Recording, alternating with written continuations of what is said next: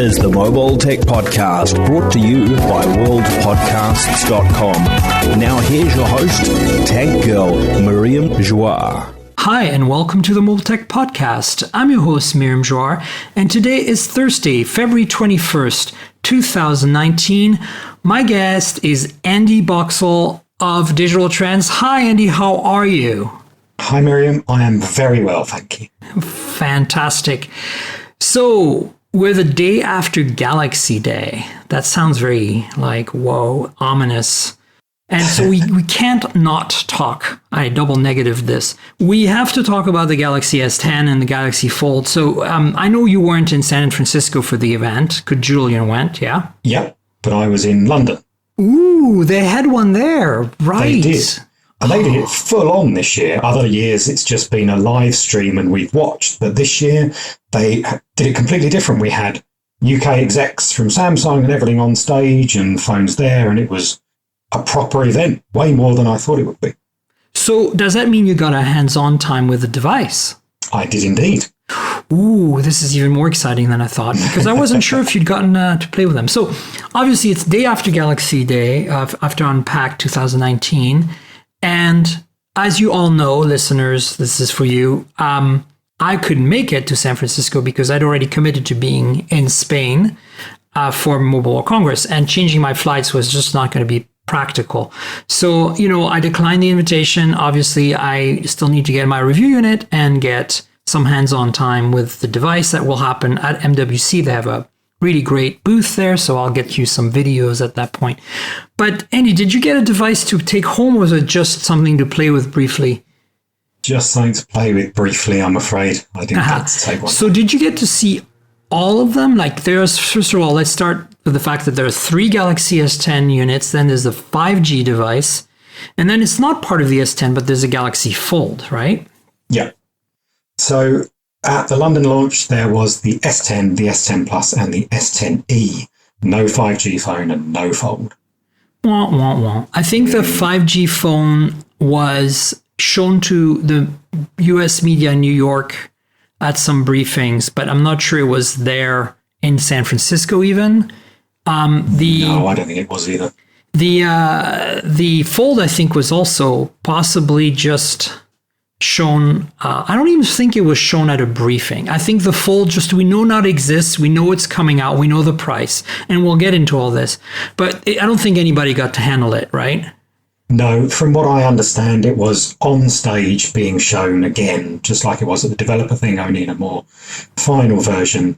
But nobody got hands-on time with it. Certainly not in the open, perhaps closed-door stuff. But wow, Samsung, you're making things so difficult for us. Between this crazy 2 day before MWC press event, the first time that it's in San Francisco, the first time that you think I could have gone, I couldn't because I'd already made plans to be in Spain. And then we can't actually play with all the phones. I mean, look, I'm not going to complain. Obviously, we got to play with 3 of the phones, right? Yep. So what's your kind of gut feeling in general about these 3 phones? I think it's very interesting because it's the first time for a couple of years that I've gone to a Galaxy launch and thought, well, actually, if I've got an S9, there's a reason to upgrade to the S10. And when the S8 was there, I didn't really feel there was much of a reason to upgrade to the S9. And in a way, the same with the Note 8 to the Note 9. So this was a key point for me. You actually might want to buy this if you bought one last year. And that's pretty unusual. So why is it that you feel that this is really worth upgrading to? I mean, I have my own ideas, but... Okay, I mean, what I've done over the last week was use the S9 Plus sort of as preparation. And I've been using it and it's fine, but it's a little bit slow. It looks a little bit old. Design's still quite nice, but it's not modern. When I picked up the Galaxy S10, it felt like this really is a 2019 phone, whereas arguably the S9 looks like a 2017 phone. Indeed. So you feel it's because of the hole punch display then primarily, or is it just in general the whole construction and everything about it? I think the construction is, as always, really exceptional. The hole punch is a big part because there are now no bezels. And the screen itself is even more beautiful with the HDR10 tech inside. It's gorgeous. And for me, those three things, just the modern design, the hole punch, which is currently the best way to put a selfie cam in the front of a bezel-less phone, those aspects make it, for me, a worthwhile upgrade and a phone for this year rather than the phone for 2 years ago. Right. I mean, there's so many things here, right? The Snapdragon 855 on all three devices, the really dual camera system, at least on all the three devices. The ultrasonic fingerprint reader on the 10 and the 10 Plus, all these, I mean, really, and as you said, the display, obviously, we've already gone over this, are really what makes this like, okay, this is worthy of a 2019 phone, right? Yeah, it's interesting you say about the Snapdragon 855 because in the UK, we don't get that. We get an Exynos. Oh, interesting. Did they mention any of the things on the Exynos at all? Because the little limited time I had to catch up since yesterday's briefing, or rather launch, on the specs was all Snapdragon. So, well, they didn't even mention it on stage. So I had an interview with a Samsung executive afterwards, and I had to clarify there and then, this is an Exynos processor, right, for UK, and indeed it is.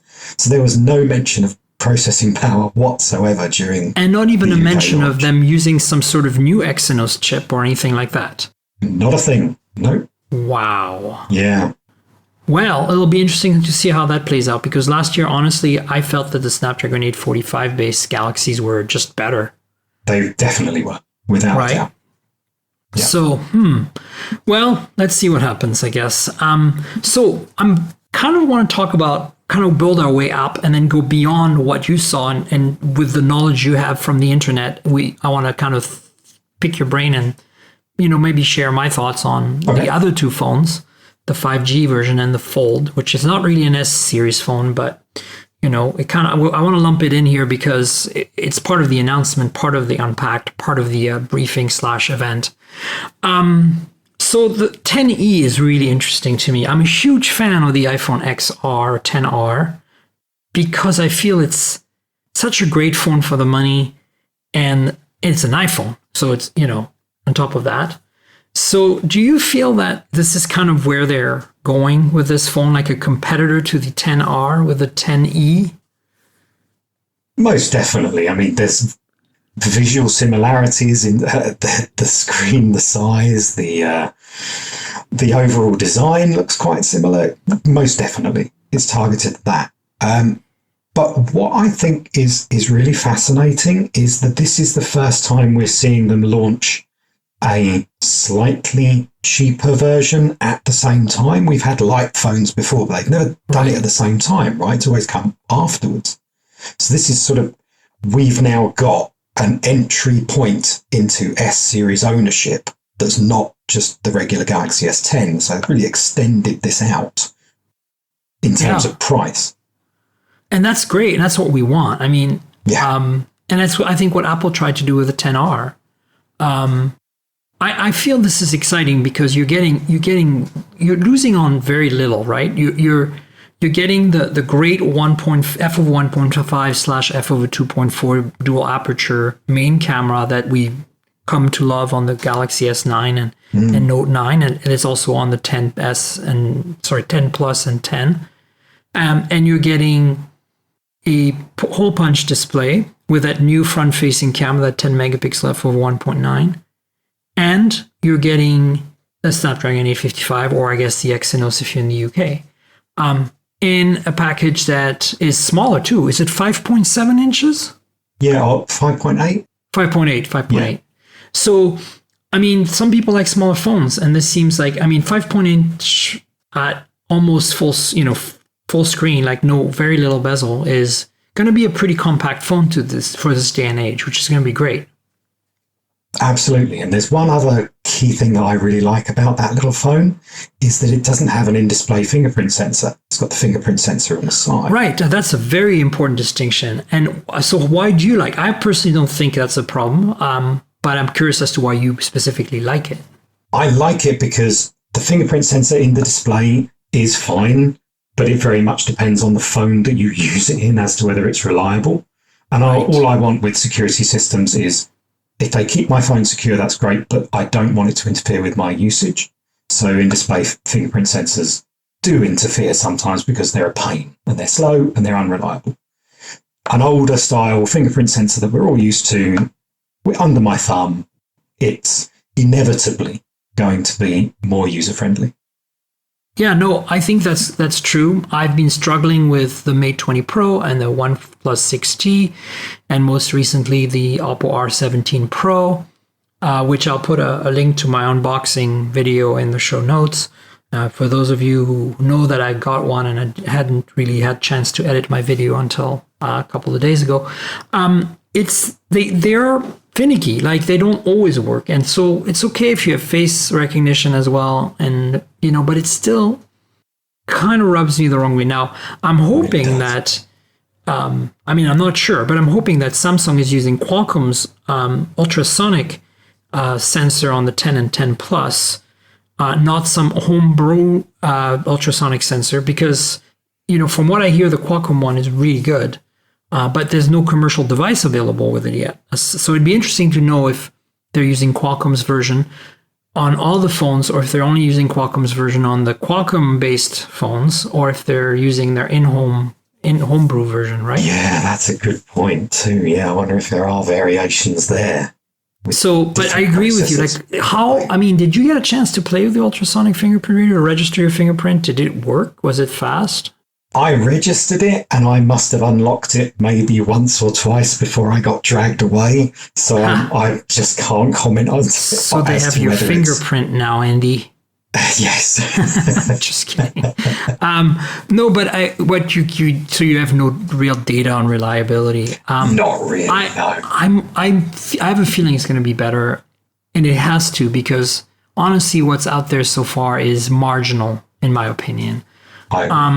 And you're right. It's so much like going back to using, a fingerprint reader on the back of a phone with the View 20, the Honor View 20, which is a great phone. I don't know if you got a chance to play with it. Yeah, I agree. It's fantastic. But like, it's so nice to have a fingerprint reader that works pretty much every time. You never have to think about it anymore. And so the 10e has that, and that's exciting. The 10e has a wide-angle lens, right? It's f over 2.2. Am I correct? I believe so. I have to look at the specs. And it's do you remember the megapixel? I think it's 16, but I'm not sure. Let's look these up. GSM Arena will help us with this. As they always do. As they always do. Thank you, GSM Arena. We love you.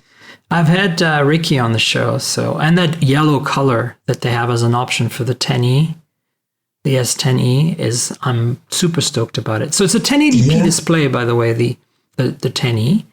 And let's see these cameras. So it is 16 megapixel f4 2.2. I was correct. Yeah. And that's the ultra wide. So it's not a tele-lens like past dual lens Samsung S series phones. This is an ultra wide and a regular. And the regular is the tried and true module we've seen on the S9 and S9 Plus and Note 9, which is OIS, dual pixel, phase detect autofocus, 1.4 micron. So this is going to be a really great camera, augmented by even faster processing, more AI features, et cetera, right?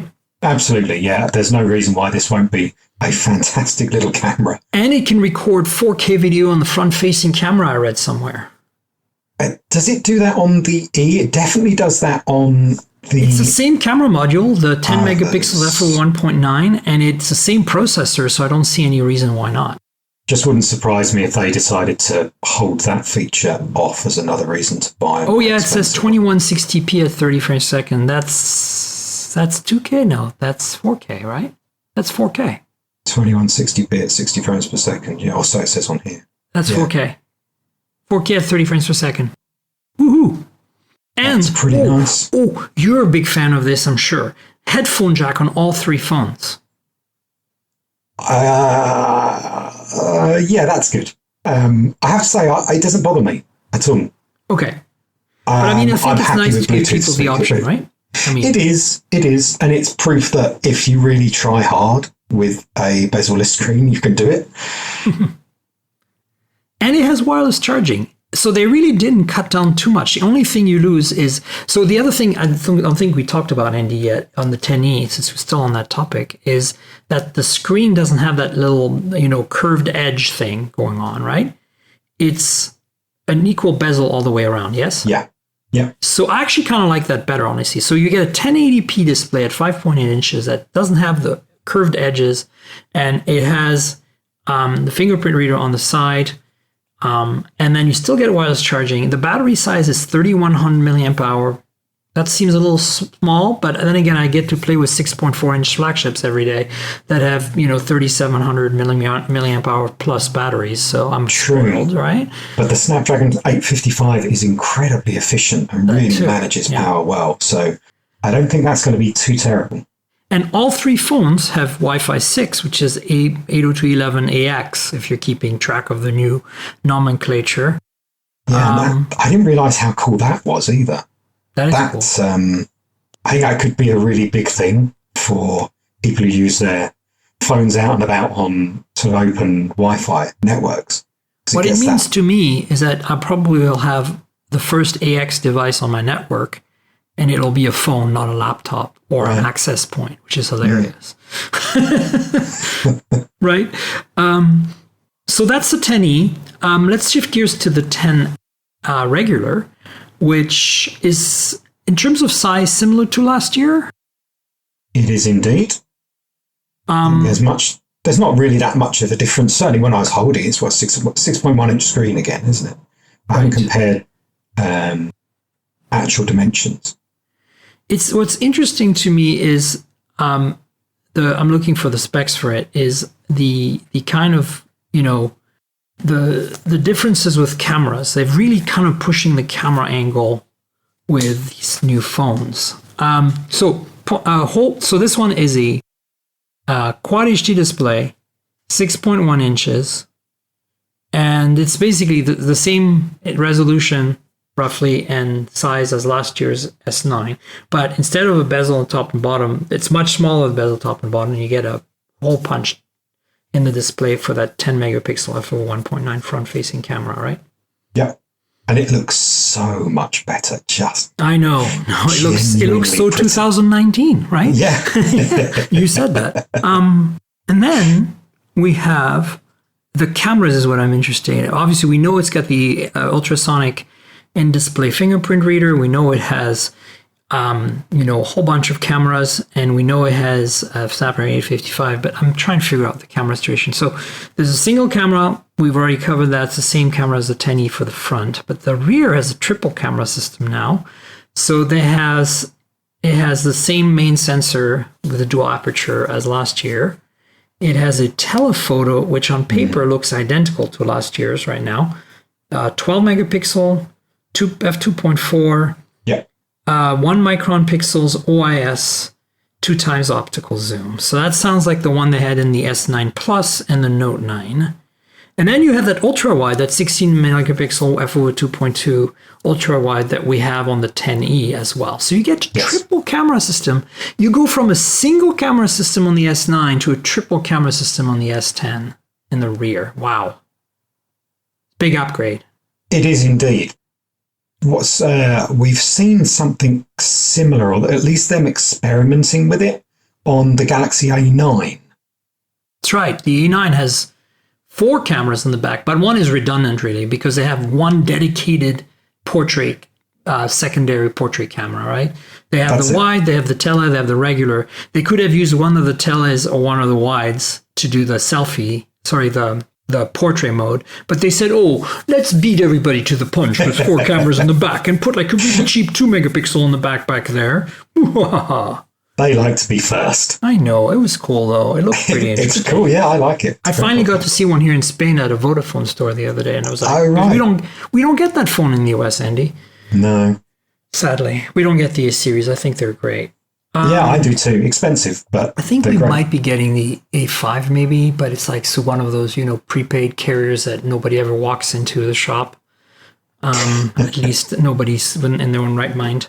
So wireless charging. Oh, it has reverse wireless charging. Does the 10e have reverse wireless charging? That's a good question. Let's see it there. Hang on. No, I didn't bring it up. It does indeed. There you go. So this has been, the reason we're not getting too excited here, listeners, is because we've seen this on the Huawei Mate 20 Pro now for a little while. It's a bit of a gimmick, but it's cool. And it's primarily to charge their new Galaxy Buds, right? It is. I guess you've used the one on the Huawei now and then. I mean, it doesn't seem to be strong enough to really charge a phone worth exactly much. That's just what I was going to say. Just the amount that it charges up is so minimal and so slow that it just tends to keep it at a level rather than it sort of decharging as you go along. Mine charged my iPhone and sort of kept it at 4% or something ridiculous and didn't really go up over half an hour. But in smaller things like the buds, that's ideal. I think for something small like that, it's great. Yeah. Let's see what else we got. So we've got the batteries. What I'm interested in, is it bigger than last year's? Battery. Where are you? Thank you, GSM Arena. 3,400 milliamp hour battery. So that's a little bit bigger, isn't it? It is a little bit bigger, I think. So it must have been 30, because it was tiny last year. 3,100, I want to say. Yeah, something like that. Well, that's good news. So you get a bigger battery. So it sounds to me like you could live very happily with an S10 this year, because last year I felt like you really wanted the S9 Plus for the secondary camera. Yeah. And the bigger battery. But this year, I think that's a solved problem. So let's move on to the 10 Plus, because I think it adds some interesting things. I'm bringing it up again. I want to thank our sponsor, GSM Arena here. So I was just having a check of the battery as well. I just want everybody to know that they're not our sponsor. I love them though. They're wonderful folks who keep a database of devices for us. It's so good. So just as an aside, before we go on, it was a 3,000 milliamp hour battery. Oh my God. Galaxy S9. So wow. it's I think they're just being very conservative last year because, still the Note 7 fiasco was probably like looming. Yeah. There it is. S Plus. They have it as a plus symbol. That's why I couldn't find it. Okay, so now we're talking about a bigger phone, obviously.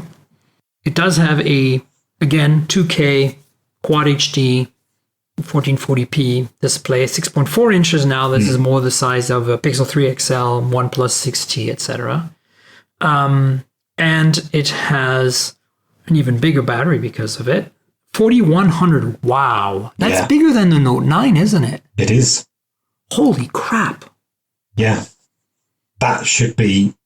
I mean, it's got to power a little bit of a larger screen, but otherwise... I mean, Samsung has finally decided to give us some innovation maybe this year. Last year was very, iterative. But this year is just like, no, let us show you what we can do. Hang tight, we'll show you. So the difference are that there's the same triple camera system in the back, tele, ultra wide and regular wide. And then there's a second front-facing camera now. So there's the 10 megapixel f/1.9, and then there's a 8 megapixel f/2.2, which is a little wider, so 22 millimeter instead of 26, and it's used as a depth sensor as well. So it has some sort of ability to do a portrait using that second lens, which is cool. It is. I was a little bit, because I was rather hoping this was going to be a whole separate 3D sensor thing. Yeah, it's not, right? It's just a second camera that's slightly wider. You can pick between the two when you take a photo. The f/2.2 means that if you pick the wider one, you get worse low light performance, but it uses that secondary camera as more data for portrait mode. Yeah. Which is fair. The 3D sensor, I think, is on the Fold. Right, let's talk about that. And on the 5G.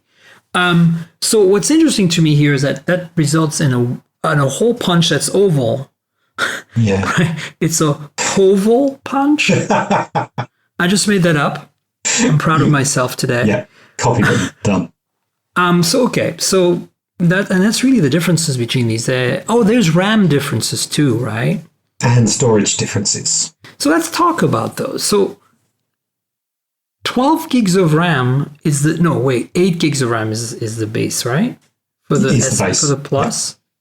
Yeah. Which is the same across 8 gigs is the base for everyone? I thought 6 gig was an option. I think 6 on the S10e, but it's still 8 on the S10. And then the base storage is 128 for all phones, I believe, which is really amazing.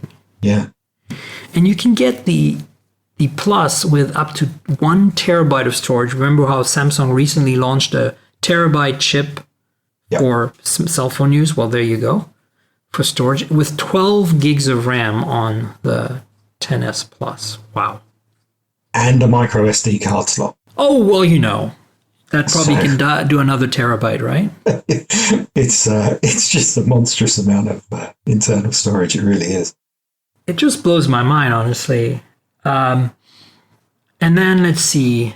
We've got, what is the maximum you can do on the 10? It's the 10 in terms of storage. It only goes up to 512. 512 and 8 gig of RAM. Yeah, 512. So it doesn't go higher than 8 gigs. So if you want that 12 gigs, God forbid you won't need it. But if you want it, there it is. And wow, what a powerhouse. But the price, $999 base price. Yeah. US, that's high. It is. And it's, I don't know what the US price is for the 1 terabyte 12 gig, but it's like £1,400 here, and that's... Well, we'll get to talking about expensive phones with the Fold in a minute, but there's a ceramic back option for black and white back instead of glass back for the 10 Plus, the S10 Plus, yeah? Mm. I see Ceramic's that here. Ceramic's lovely. Yeah, I love it. I've fed it on a few phones, primarily the Xiaomi Mixes. Yeah. And it's a very nice material, I have to admit. So that's it for those 3. And there are pre-orders today, starting today, the 21st of February, and they are going to be shipping on March 8th, I want to say. Yeah, March 8th. So those of you who are looking for a new phone and have been eyeing a Samsung phone, maybe, or just want to walk into an operator store in Europe or the US and just, not have to worry about availability and don't care about bloatware and blocked SIM slots, etc. Maybe you should look into this. This looks like it's going to be a fun phone. And if you pre-order, you get a free pair of Galaxy Buds too. Oh, look at that. You get free crack. Yep. Always worth it. I don't know. There's I don't think we're going to get into the accessories that they launched. There's the Buds, there's a couple of watches, or a band and a watch. Yeah. But I don't want to get into that. I really want to focus more on the phones, and we only have so much time. So let's talk about the next one, which is the Galaxy S10 5G. And that had me very surprised, honestly. I didn't think we would see it so quickly. It strangely has an even bigger screen. Yes. At also Quad HD 2K, 6.7 inches, which means the density goes down a bit, but wow. Yeah, I've got a theory about this. Oh, please share. Size of phone is important for 5G. There's lots of stuff to fit inside. Yeah, the antennas. Batteries, you need to put antennas. A whole bunch of antennas everywhere. Yeah. Exactly. You need a whopping great big battery to power it. So you need a big phone. So why not give it a massive screen and justify it that way? Yeah, why not? You also get more space to sort of slim the device down because antennas and batteries take up thickness. So you sort of spread it out. 4,500 milliamp hours of battery love, folks. Which hopefully won't deplete in the blink of an eye. We don't know exactly the details, but I'm pretty confident that this runs Snapdragon's new X55 modem. Yeah, they didn't say anything at all about it. It could be the X50, but that seems odd because then you still need the X24 to go along with it for LTE. And then they just announced a few days ago an X55, which we want to discuss maybe very briefly at the end of the show when we go through the news items. But This is very interesting to me, this phone, because it also adds time-of-flight cameras to the front and the back. In addition to the triple camera system in the back, it adds a time-of-flight camera, which we've seen happening now on more and more phones, including the Mate 20 Pro front system and the Oppo R17 Pro that I just unboxed has a rear time-of-flight camera. And this is interesting because they replaced that wide-angle secondary camera that 8 megapixel that was in the S10 Plus with a time-of-flight camera in the front for the selfies. Yeah, which is, I think it's just a shame. I really wish it was in the S10 Plus. Yeah, it's strange that they chose that. Yeah. Oh well. But overall, it's the same madness, just size up and that with 5G added, which is like, wow. I mean... That's, I'm impressed because I was worried that the first 5G phones would be a bit bulky and have a bit more bezel to accommodate the millimeter wave antennas in the front. But they've somehow managed to solve this problem, which is already before, this is really the first 5G phone that we know of exists and is coming out. It is actually coming out very soon in the US on Verizon as an exclusive there for a few months until it hits the other operators. Right. So that means that these operators in the US are all rolling out 5G. We know that AT&T and Verizon were rolling out 5G. Verizon already has. But what's interesting is that, this is coming way sooner than we think. And what looks to me like a well-sorted package. Wouldn't you agree, Andy? I do. Yeah, absolutely. It's exactly the sort of phone that 5G needs to get people excited. Wow. Amazing. So here's the thing. We have one more to talk about because this was a bonanza of phones. And this one is, you all know what this is, the Galaxy Fold. And what a name, first of all. Yeah, it must have taken seconds to come up with that. It's like when they finally announced the name, actually when the rumors were coming in a couple of days before the event, I was like, duh, of course you called it the Fold. And then I'm like, seriously, they did call it the Fold. Wow. They really did. So what's your take on that? It sounds insane to me. In every way, like, it's amazing to me in so many levels. I'm amazed by the fact that they not only are going to be shipping this thing April 26th, that the price is, of course, insane, $1,890 US. That it seems packed with everything, that there will be a 5G version of it, that and we'll get into the details in a second, but that the display, that it folds perfectly flat, unlike that Royole phone that looks like a taco and has a screen on the outside and has like about an inch and a half thickness when closed.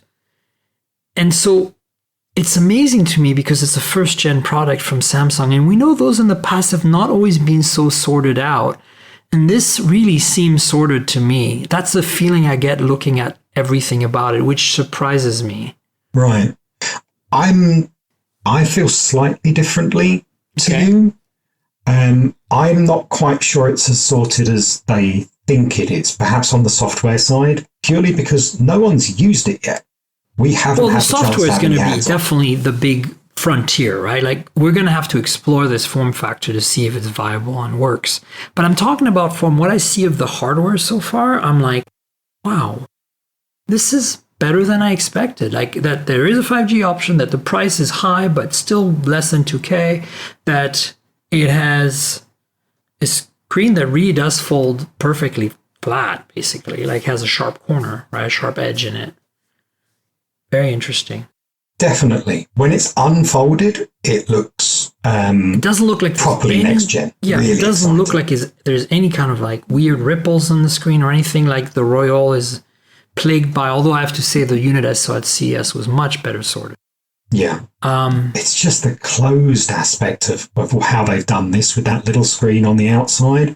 I like the FlexPi, the fact that the screen is all of the device when it's closed. That looks cool. This looks way less cool because the screen is quite small. Yeah, it's weird that they didn't do a full front, like a full screen in the front somehow, like come close to what they have on the, even if they'd given us a 2017 vibe on the front, you know what I'm saying? Yeah. The vibe feels like a 2010 vibe now. The front. Yes, exactly. You know what I'm saying? Yeah, I do. Oh my goodness. And I think that's a problem. I think it's a problem because this is the first one that we've seen properly, and there are many more to come. And if others get that closed screen, perhaps in a more visually interesting and visually enticing way, Samsung might have a bit of a fight on its hands. I think by the time the others do something, they'll be on their second gen. I mean, honestly, the one I'm the most excited about is the rebirth of the Moto Razr. Right. I really think that there's a lot of opportunity for Moto to get it right. Yeah. And I hope that they do it. I hope they don't mess it up. I'm just surprised that this front screen, it could be like a 23:9 aspect ratio, something really crazy wide. And still, like, they could have pushed the screen all the way to the edges somehow. Even if there was a bit of a bezel all the way around, like, I just would feel like, again, if it looked like the G6 did, the LG G6, which was the first 18:9 screen, right? Yep. Remember? That had a little bit of bezel around, but it still looked modern and fresh when it came out. It did. Those curved edges are really awesome. They could have done that at the front of the Fold, and then it wouldn't look like something out of 2010 Moto Atrix or something. That's it, yeah, or Nokia communicator. Yeah, Nokia communicator. But what's interesting is the specs, because this thing has pretty much everything but the kitchen sink. 5G is an option, 4,380 milliamp hour battery. The internal screen is 7.3 inches, 1536 by 2152, really weird resolution. So it's higher than 2K but lower than 4K. And of course, Snapdragon 855. Does it have wireless charging? Doesn't say. I don't think it does, because it's got two batteries, right? It's got a battery in either side, so I wonder how that would work. Yeah, interesting. But what's also interesting is, let's see, headphone jack? No headphone jack. No.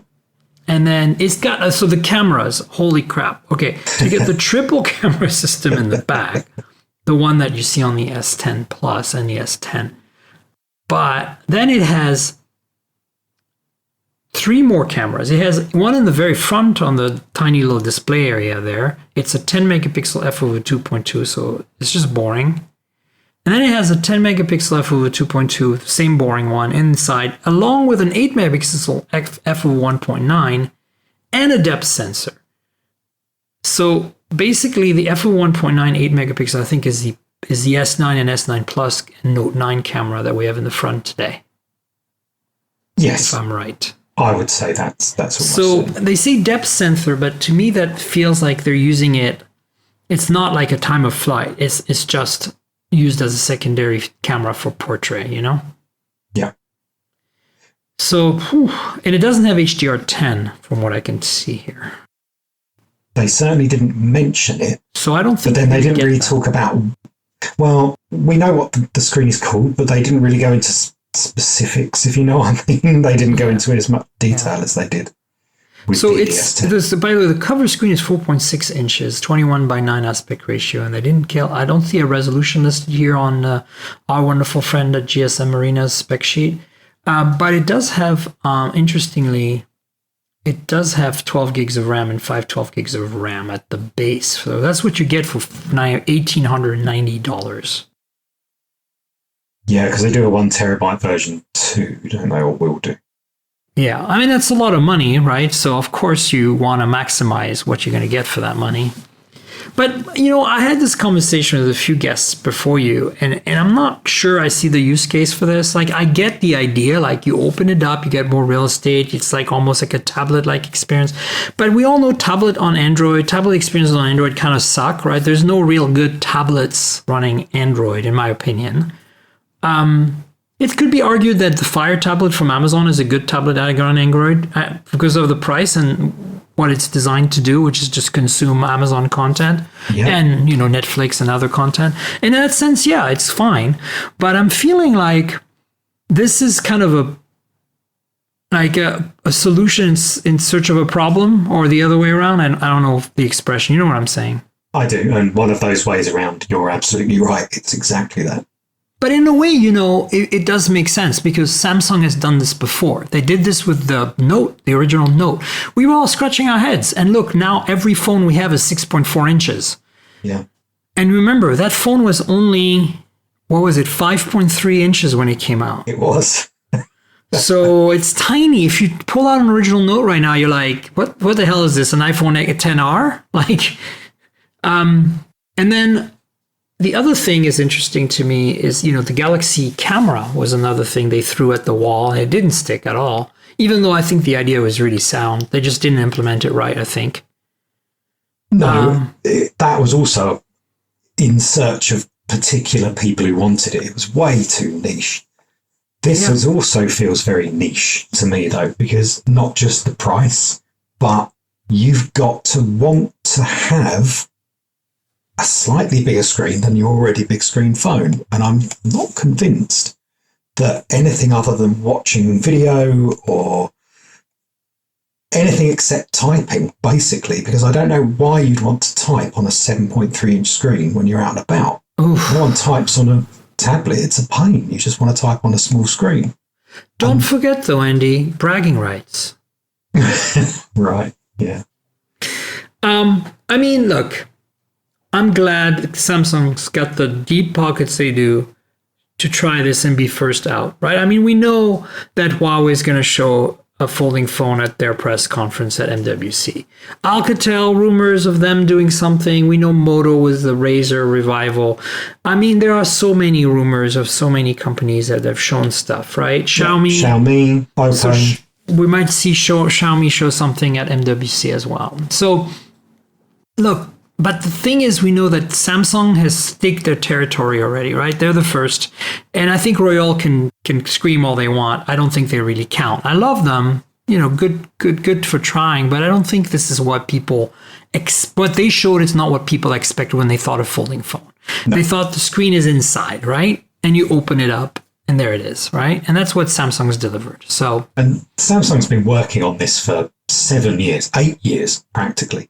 Exactly. They've got what they want to do exactly right. They've not sort of come out with this a bit early and it's a bit prototypey. No, this is definitely going to be the finished, polished product we all expect from Samsung. And that's kind of what I'm excited about. Like, I feel this seems really sorted. Now, the software is a whole different, and we'll have to figure. I don't know. Until I play with one of those, I don't even want to think about that. It's just like, what a nightmare that could be.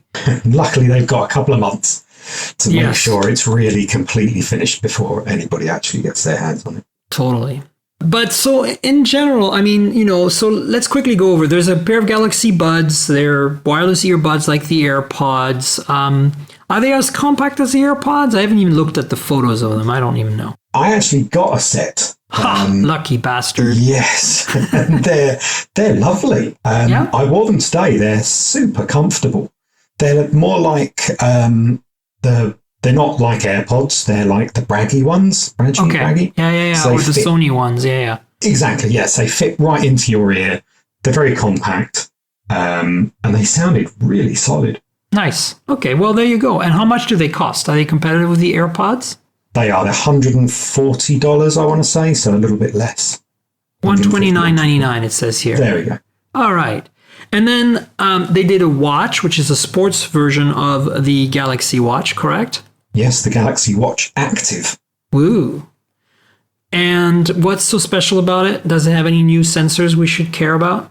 No, it's got something less, sadly. It's not got the bezel that we all love from the Galaxy Watch. Oh, so sad. But it has less bezel. That probably means it has more screen. That's it. So you can easily swipe your finger across. It's really quite comfortable. And it's also small. It's only 40 millimeters, the body.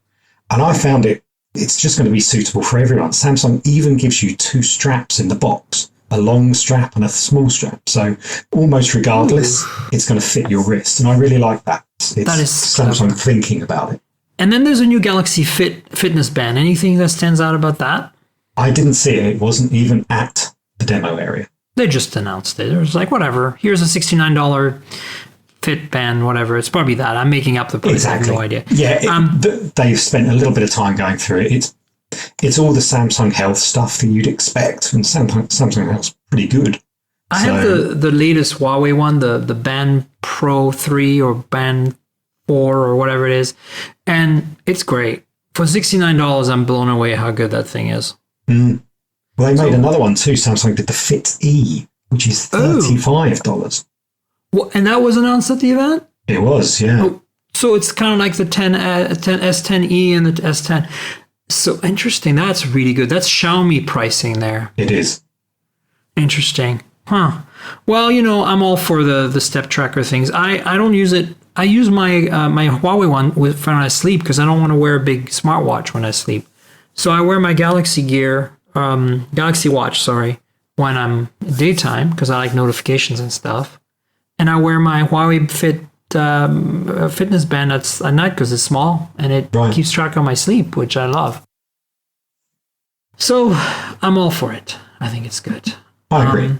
So what do you think overall of this Unpacked event, other than the crazy logistics they put everybody through? That made me miss it, basically. Do you feel like it's a solid proposition overall, what they delivered? I think it's more than that. I think it's a definite statement on Samsung's part of them saying, look here, 2019, pretty much whatever you want to buy, we've got it for you. We've got a $600, $700 entry-level S10, a $35 fitness band, or we've got a $2,000 folding phone and everything in between. This is Samsung saying, we have got everything sorted at the beginning of 2019. It doesn't matter who else is coming out with what. We've got it first. Yeah, and then they dropped the mic. Yes, and rightly so. And that's probably why they're like, we're not even going to show up at MWC. Like, I wouldn't be surprised if I go there next week and there's no Samsung booth. They're like, whatever, we're like Apple, we don't need you. Yeah. No, I know it's not going to happen. But I mean, at least I hope it doesn't, because I want to get my hands on time at the press area in the back of the booth at some point. For you guys, for you folks watching, listening, subscribe to the YouTube channel. But we'll see how it goes. I feel this is exciting. And I'm not the biggest fan of the Galaxy phones in general, simply because I feel like they're kind of like, they're like the antidote to Apple. Like, people don't even think of anything else. They're like, oh, I'm going to either buy an iPhone, I'm going to buy a Galaxy, right? Yeah. And I mean, you can't go wrong with the Galaxy phones. Don't get me wrong. The S9, the S9 Plus were great. The Note 9 is great too. Everything, I called the Note 9 the everything but the kitchen sink phone back then. But before the Mate 20 Pro came along. But I mean, I think that it's kind of a lazy choice in a way. And that's kind of why I'm not a huge fan. But at the same time, you can't avoid it. You can't ignore it. You can't like say that it doesn't have any significant impact. They make great devices. I would recommend them to people. I love using them. I just prefer to use the quirkier phones. So I go for, weird Chinese phones and the Google phones because I love them. So, but I think this is, I agree, probably the most solid, line of devices launched around MWC by Samsung in a long time, since probably the Galaxy S6, in my opinion. Yep. Because it's literally everything. A really strong lineup of products that we want to talk about and want to use. And that's important. That's a big deal. So let's switch gear quickly. I want to talk about a couple of phones you've played with that I think are pretty significant in their own way, and they're going to get kind of overshadowed somewhat by Samsung. But it's the Xiaomi Mi 9, which was also announced before MWC, strangely. And I couldn't quite figure out, Andy, did you get a review in it already? So you reviewed it, or did you just get a hands-on time with it? So no, I got a review unit. Wow. Which was very nice. And I've been using it now for 5-6 days maybe. So I've done a hands-on because I don't know the final price yet. And obviously I haven't really spent. And it just officially got announced 2 days ago, yeah? Yeah, for China. So China launch is official, and they're going to use MWC presumably to do their global launch or EU And so and UK. the device they give you, is it a global one then? It is. It's got the global MIUI version on board. Wonderful. So what's your take? I love it. I think it's fantastic. Mainly, there's two reasons I think it's fantastic. First, the design is beautiful. It's Gorilla Glass 6 on the back, Gorilla Glass 5 on the front. Lovely and curvy. It's super light. There's a little teardrop notch, small bezels, but there's a Snapdragon 855 inside. And it's the first time I've spent extended periods of time with that chip. And it's just monstrously fast. Yeah. And so efficient. This is why I wasn't worried about the small battery size in the Galaxy S10. This is a 3,300 milliamp hour battery inside the Mi 9. Uh-huh. And I had it all day yesterday at the Samsung event. It did video, it did photos, it did all of the social networking stuff, it did all of my emails, everything for probably 4 or 5 hours solid there. And then a whole day either side. And I was out until midnight last night. And I still had 10% battery left at midnight after being up sort of 7 o'clock in the morning. And to do all of that on a Pixel would never, ever happen, ever.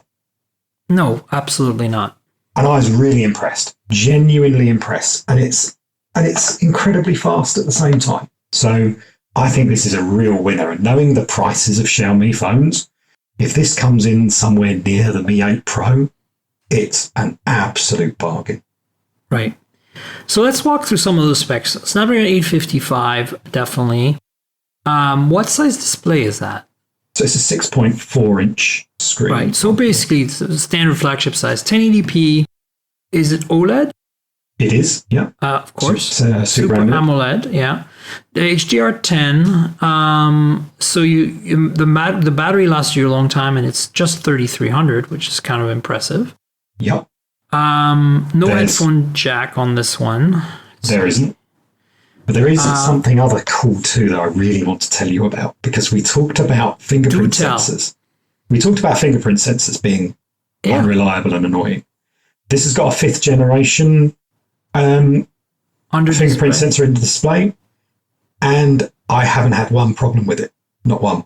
Wow. So this is optical, and we finally at a point where optical is reliable. Yep. I've not had any issues. There's no face unlock on the global version, so I have to put up with that. And I've not worried once. Not once. That's fantastic. Wow. Well, there you go. Great news, everyone. And then you have wireless charging, of course. Fast wireless charging. 20 watts. So, yeah, it's a proprietary Xiaomi system. An hour and 40 minutes from 0 to full. Wow. Not bad for wireless charging. That's pretty damn great. And then the cameras are really interesting. I want to talk about that. So the 48 megapixel main rear camera, is that the same as on the Honor View 20? Yeah, it's the IMX 586 from Sony. So you've used the View 20 and you kind of like it, from what I gather. I love mine. Is this better? Is this worse? Is it similar? Are you seeing some similarities in the image processing because of the same sensor? I like the camera, but the software needs some work on the version that I'm using here. I'm using almost final, I would imagine, but as you know, these things are never ever completely final. Yeah, right. I mean, and it, pre-release, right? That's it. And it definitely needs some work for its daytime performance, because it's not as good as the View 20. Night stuff is excellent. The 48 megapixel pictures that it takes are optional, like they are on the View 20. You have to go in and change a setting and mess around. Right, it's not done as standard. But for the most part, once they get that software sorted out, I think it's going to be easily on par with the View 20. Great. Impressed so far with parts. Awesome. That 48 megapixel sensor with the right image processing seems to be a monster. Yeah. Because of that binning, right? The binning is really what makes it. And then the ultra clarity mode on the View 20 is really blows my mind in terms of level of detail. Yeah, it's really stunning. So this has 2 more cameras in the back. It has a 16 megapixel f/2.2 ultra wide, and it has a 12 megapixel f/2.2 2x optical.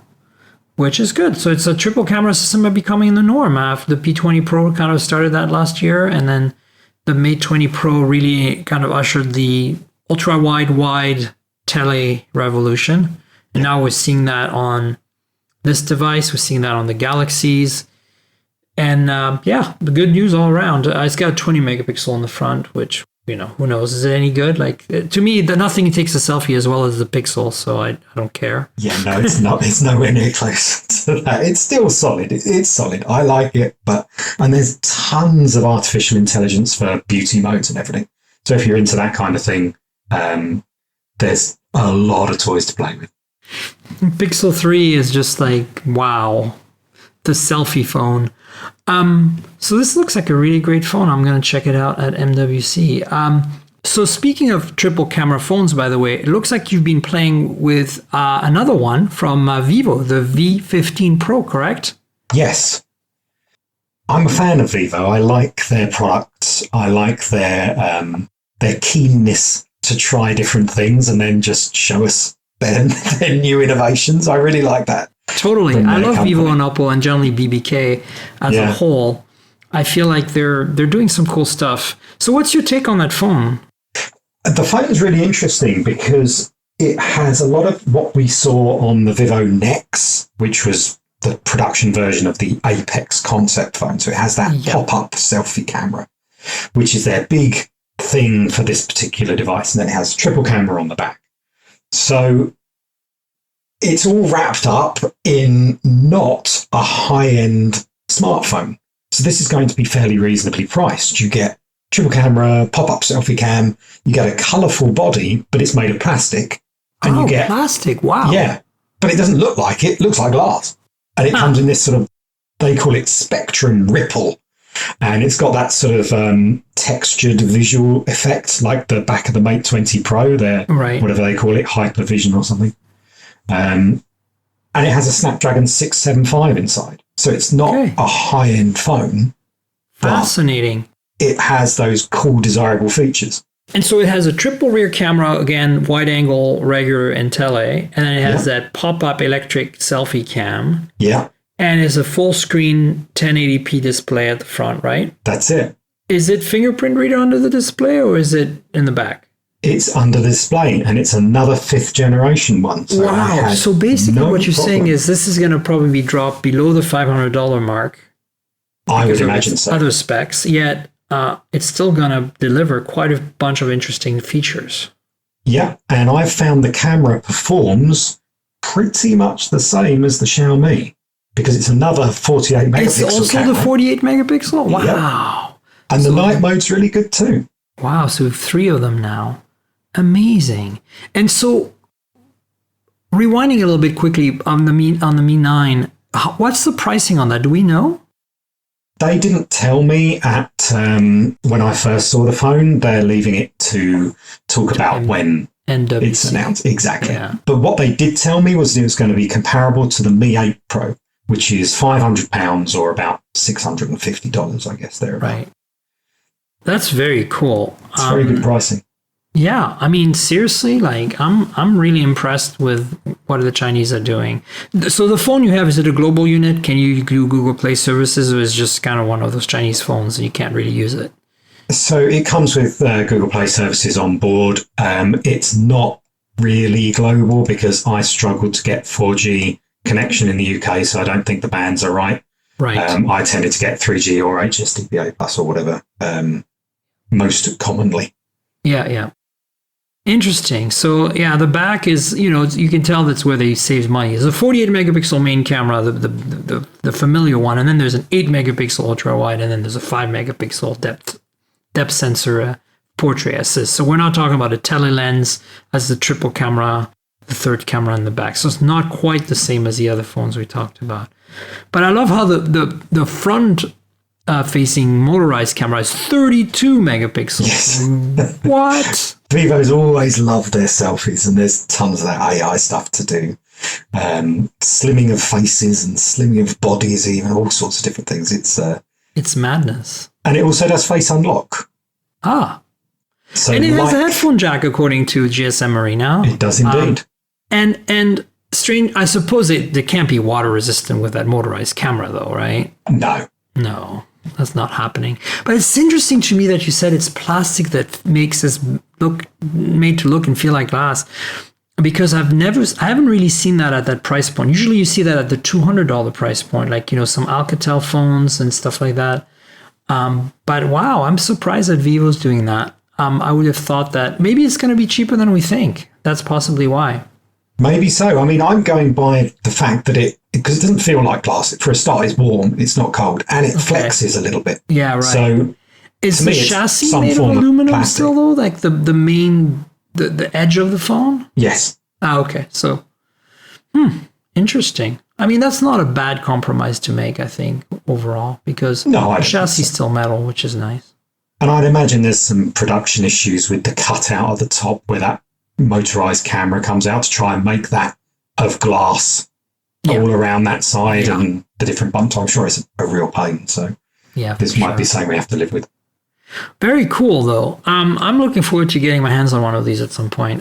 This is what I love about Chinese phones. It's like that weird, quirky, like bizarre assortment of specs, but they make for compelling devices in the end, usually, Yeah, really. It goes back to what you're saying about the Galaxy series generally, where they're solid and reliable, but they don't really make my heart beat fast. Right, totally. But these ones do, because there's something a little bit different, and there's something that makes them stand out in a way that others don't necessarily do. Right. A few more things I want to kind of in the news category mention that are related to this upcoming MWC next week. By the way, will you be there, Andy? I will indeed. Of course, you're not very far. You're in the UK. In case you're wondering, I'm in Spain right now already ahead of MWC, so we're recording very similar time zones, which is really nice. There's a few more leaks on the LG G8. You guys covered that at Digital Trends. And I'm just going to bring it up. You did, right? The audio stuff. It was not me personally. It was my colleague who put that in. But I saw... Because is this a leak? This was official, right? I think LG said that... You're right. The leak is the other part, which is the time of flight, I think. Yeah, maybe so. Oh, no, that's not leaked either. That was an official LG thing as well. So maybe this is not a leak. I don't know why I put it down as a leak. But anyway, there is they're using the front glass of the display as a speaker, right? LG loves to do their sound stuff. I mean, the audio on their phones has always been just outstanding. Indeed. So I hope that this will be similarly impressive. Yeah, no, absolutely. I'm looking forward to this phone. I feel like the LG phones are always so underrated. And, the V40 was my third choice of best of 2018 last year. And I'm definitely looking forward to what LG is going to be doing this year. Definitely the G8. I love the G7 last year too. I'm a big fan of that quad DAC on the 3.5 headphone jack, because I'm a bit of an audiophile. So yeah, we'll see how it goes. But that's the leak. Pictures of all sides were leaked by Evan Glass. That's what I was thinking. So yeah, there's photos of it. It looks pretty much like a G7 with a slight variation on the chassis. It still has a notch, which is interesting. But I suppose it's gonna have that time of flight camera in the front for Face ID type, use, and probably portraits and stuff. Plus the display being used as a transducer in addition to a traditional dynamic audio speaker on the bottom for bass. Should be very interesting to see what can be done there, because they've done that on their TVs, LG, right? Yeah, that's right, they have. And I don't mind the notch too much as long as there's something for the notch to do. So that's exactly right. Exactly, that's totally true. But it's going to make it look like a 2018 phone, Andy. I know. That's how we date our phones now. 2017, was like the Galaxy, like the G6, 18:9, small bezel top and bottom. And then there was the notch with the iPhone 10 in 2018. The day of the notch. And then now it's like teardrops and hole punches and full screen with sliding mechanisms and all that madness. So yeah. One last thing that's exciting, I think, to everyone, I'm sure you'll agree, is that the Huawei P30 Pro will be launching March 26th in Paris at an event that Huawei will be holding there. I know. This is official, and I'm not sure I'll be going because I can't really afford to go unless I get invited to go by them and taken there by them, which has happened before. That's how I ended up going to the launch of the Mate 20 Pro in London. Mm-hmm. But at the same time, you will be there. I know you will because you're just right across the pond. That's it. A couple of hours journey, and I'll be in the centre of Paris. So you're looking forward ready to see the P30. Excellent. P30 Pro, I think, will be a pretty exciting phone. It'll be interesting to see what happens. Yeah, I can't wait. Just based on the P20 and the Mate 20 Pro, I mean, they're both still superb. And the next stage along from that, really can't wait to see the 2019 edition. Hole punch, I'm calling it now. Hole punch for the front camera. And here's what I'm going to say about the cameras. They're going to bring back the monochrome as a fourth camera. Oh, I hope they do. It's going to be main camera, ultra wide, tele, and monochrome on the back. It's going to be magical. Yeah, I wrote an obituary for the monochrome lens when they discontinued. Did? Yeah. Oh my God, I missed that. I'm going to have to check that out. Because I loved it, and it was really great. Just it introduced me to shooting in black and white wherever I went. I love it. So I'd be very happy if they bring it back. It's a good thing, and now you're faking it with a Mate 20 Pro. So that's it. Not that anyone would ever know. I know. And so quickly, we touched on it earlier. There's a Snapdragon X55 5G modem that was announced, and by Qualcomm last week. I think the embargo lifted a couple of days ago, so maybe it's not last week, this week. And it's incredible because it's the second generation, the X50, the original 5G modem. This is smaller, more powerful, more power efficient, supports both sub-6 and millimeter wave across more bands than before, and has LTE, like 2 gigabit LTE built in. Yeah. Because before you had to get a separate chip called the X24 to have the LTE support as a separate device. So this is kind of like the everything in the kitchen think of cellular modems. It can support pretty much anything from 2G all the way to 5G for every band you can imagine. It's mad. It's just mad. It is. But it's to me, they shouldn't have announced the X50. They should have just announced this. Been kept quiet until this came along, because this solves all of the naysayers saying, well, what about this? What about that? What about the other? This is... And they announced a set of new millimeter wave antennas to go alongside this chip that is even thinner, lighter, narrower, so they could fit in the edge of the phones we expect to be thin today, and on tiny little bezels, because you have to have millimeter wave antennas on all sides of the phone. If you think of the phone as a cube that's been squished and stretched, you need 6 sides, and you need antennas on 6 sides for millimeter wave. So very challenging for phone designers, especially when we're all used to bezel-less phones which are 7 to 9 millimeters thick. So I think this is a big deal, and I'm really glad that Qualcomm just went ahead and mentioned it before MWC. And I'm wondering if Samsung is using that chip in the Galaxy S10 5G, or if they're using the old chip. It'll be interesting to find out. I have a feeling it's the new chip. I'd imagine so. The timing just seems I feel that the X50 is being relegated to hotspots and things like that. Moto mod for the Moto X3 or whatever it was. Yeah. Well, this just sets us up so nicely for the coming year, and it makes me look forward to 5G phones in a way that I really wasn't before. You nailed it. This is exactly what I thought too especially when I saw the 5G from Samsung, the Galaxy S10 5G. Yeah, good news. Well, there you go. We've covered everything. That's amazing, because I thought for sure we would have a hard time covering it all. But why don't you tell folks, Andy, where they can find you on the internet? Obviously digital trends, but I'm thinking more like your Twitter, your not Facebook, your Instagram, that kind of stuff. Yeah, so you can find me on Twitter and Instagram as simply Andy Boxall, all one word, Andy Boxall, and that's Boxall. And you can find me on Twitter. And if you do, just say hello so I know who you are and where you came from, because otherwise it gets missed. Do you do Instagram? Do you have an Instagram account? Yeah, same name for Instagram. Okay, just find me, Andy Boxall, and I share all smartphone photography on Instagram. Same with me. Woohoo! It's fun, isn't it? It's the best way to do it. I know, it's the best. Smart photography is so great. That's kind of what got me becoming a tech journalist, because I started using camera phones when I was like, 2004, 2005, when there were still dumb phones that were using cameras.